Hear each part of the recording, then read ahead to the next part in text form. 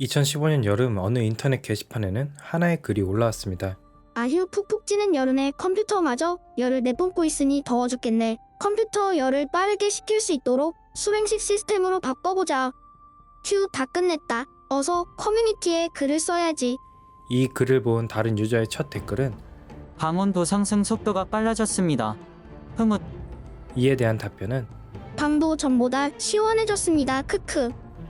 뜨거운 컴퓨터의 열을 기존의 공냉이 아닌 물을 사용한 수랭식으로 그리고 팬 장착 개수를 늘려 빠르게 식히게 된다면 이전보다 방 안의 온도가 올라갈까요? 아니면 내려갈까요? 이 글은 위에 두 댓글로 시작해 루리앱 수랭대첩이라는 이름으로 1800개가 넘는 댓글이 달린 레전드 사건입니다. 당연히 수많은 사람들이 지적을 했고 결국 사과문과 함께 마무리가 된 사건이지만 그래도 비싼 돈을 들여 수랭 시스템을 구축하면서 기본적인 연력학 지식이 없이 설치했다는 것은 참 안타까운 일이 아닐까 싶습니다. 요즘 데스크탑 컴퓨터를 구매할 때 직접 부품을 골라 조립을 맡기거나 직접 조립을 하시는 분들이 대부분이실 텐데 주요 부품을 고르고 난 마지막엔 쿨러에 대해 고민을 하게 됩니다. 어떤 부품을 장착하던 컴퓨터는 전기를 사용하고 사용된 전기의 일부는 열이 되어 밖으로 내보내야만 하는데 만약 열을 내보내지 못한다면 성능 제한이 걸려 비싼 부품들이 제값을 하지 못하거나 망가질 수 있기 때문이죠. 하지만 그 역할을 하는 부품들은 굉장히 다양하고 복잡하기 때문에 고르기가 쉽지는 않습니다. 그래서 이번 시간에는 문과생들도 이해할 수 있는 열 전달의 원리를 통해 컴퓨터 쿨링에 대해 그리고 과연 비싼 돈을 들여 수랭 시스템을 장착하는 것이 필요한지 알아보겠습니다. 열을 식힌다 라는 개념은 연력학 제1법칙, 에너지 보존의 법칙에 의해 열을 없애는 것이 아니라 다른 어딘가로 이동시키는 것을 의미합니다. 열을 이동시키는 방법에는 전도, 대류, 복사 이렇게 세 가지가 있는데 정도의 차이가 있지만 다양한 쿨러들은 이 세 가지 방법을 모두 사용합니다. 특히 가장 발열이 많은 CPU의 냉각을 위한 모든 쿨링 시스템의 기본적인 열 전달 방식은 전도입니다. 이때 CPU와 히트싱크가 만나는 곳에 서멀그리스라는 열 전도율이 높은 액체를 도포하게 되며 이것의 역할은 CPU와 히트싱크 간의 틈을 없애기 위함입니다. 열의 전달은 두 물체 간 온도 차이와 접촉한 면적의 크기에 비례하기 때문에 최대한 많은 부분과 접촉하기 위해서죠. 하지만 열을 내뿜는 CPU와 열을 빨아들이는 히트싱크 사이에 서멀그리스의 사용으로 막이 생겨 열 전달에는 악영향을 미칩니다. 가장 이상적인 상태는 두 개의 부품이 용접과 같은 수단을 통해 일체화되어 있는 것이지만 조립 컴퓨터에서 이는 불가능하기 때문에 발라주는 것이죠. 서멀그리스도 성분이나 브랜드에 따라 굉장한 가격 차이가 있으나 올바르게 빈틈없이 도포를 했다는 가정하에 성능 차이는 크지 않습니다. 하지만 기본 100도씨의 열을 매일 전달하는 구리스의 특성상 열 변형이 올 수 있기 때문에 약 2-3년마다 재도포를 하는 것이 좋다고 합니다. 이렇게 CPU의 열이 서멀그리스를 지나 히트싱크에 도달하게 되면 받은 열을 어떤 방식으로 배출할 것인지에 따라 수랭과 공냉이 나뉘게 됩니다. 공냉 방식의 방열판은 최대한 많은 공기와 접하기 위해 표면적을 넓히며 대류를 통해 열을 배출하지만 자연적인 대류 현상으로 방출할 것인지 아니면 팬을 통해 강제로 찬바람을 불어넣어 줄 것인지로 구분이 됩니다.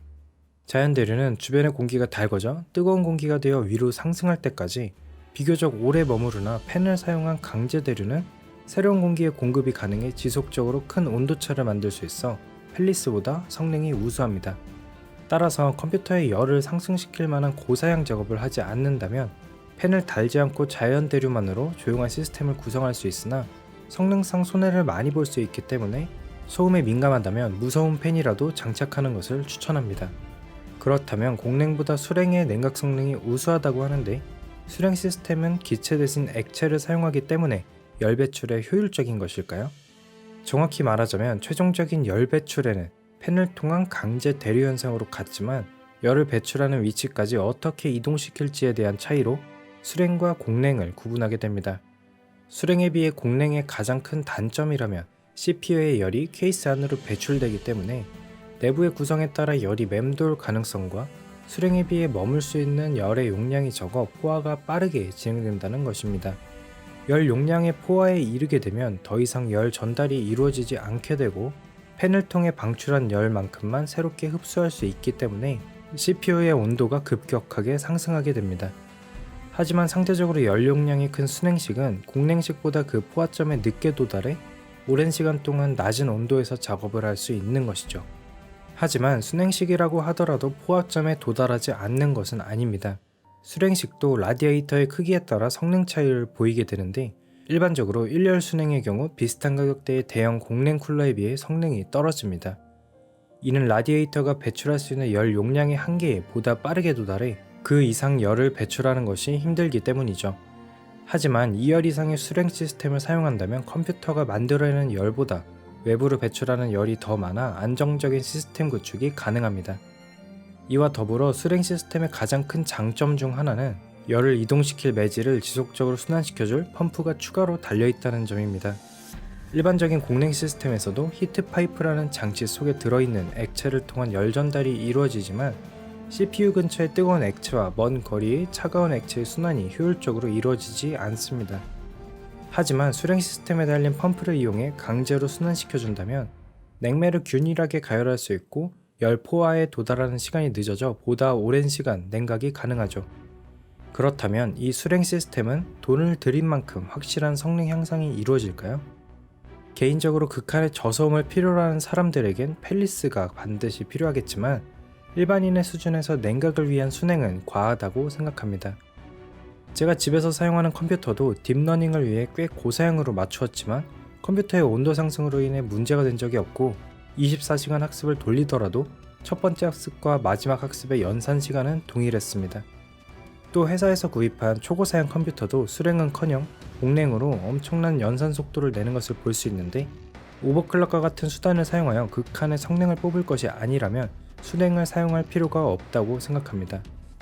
심지어 커스텀 순행의 경우 컴퓨터 본체만큼의 가격이 추가로 지불되니 그 돈으로 더 좋은 부품을 구매하거나 별도의 컴퓨터를 마련해 각각의 작업을 하는 것이 더 효율적입니다. 그럼에도 정말 컴퓨터의 냉각이 중요하다면 본체에서 케이스를 벗겨내고 방 밖으로 꺼내 선풍기를 틀어놓는 것이 가장 조용하고 저렴한 방법이 아닐까 싶습니다. 물론 멋의 용도라면 지금까지 이야기는 필요 없고 원하시는 대로 하시면 됩니다. 그럼 여기서 처음 이야기했던 루리앱 수랭 대첩을 다시 떠올려 봅시다. 연력학제 1법칙, 에너지 보존의 법칙에 의해 열은 사라진 것이 아니고 추가로 생성된 것도 아닌 수랭 시스템을 통해 빠르게 컴퓨터 밖으로 배출된 것일 뿐입니다. 만약 글쓴이의 방이 외부 공기가 빠르게 순환되는 구조거나 컴퓨터만으로 가열하지 못할 만큼 거대한 크기라면 배출된 열을 느끼지 못하겠지만요. 그러나 열을 빠르게 배출하고 있다는 것이 최종적으로 방 안의 온도가 더 높아진다는 것을 의미하지는 않습니다.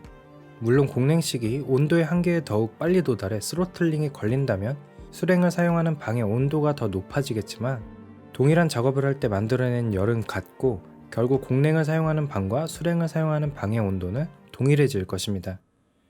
예전에 한창 이슈가 되었던 보온병 사건과 함께 댓글을 읽어보는 입장에서 굉장히 답답하지만 이러한 논쟁이 자주 발생하는 이유는 아무리 사실을 이야기하더라도 듣지 않는 사람들이 있기 때문이 아닌가 싶습니다. 저도 채널을 운영하며 저의 전문 분야가 아닌 내용의 영상을 만들 때 가끔씩 오류가 발생하는데 그럴 때마다 더욱 확실한 공부와 다른 전문가들의 지적을 수용함에 있어 항상 겸손해야 된다는 것을 매번 느낍니다.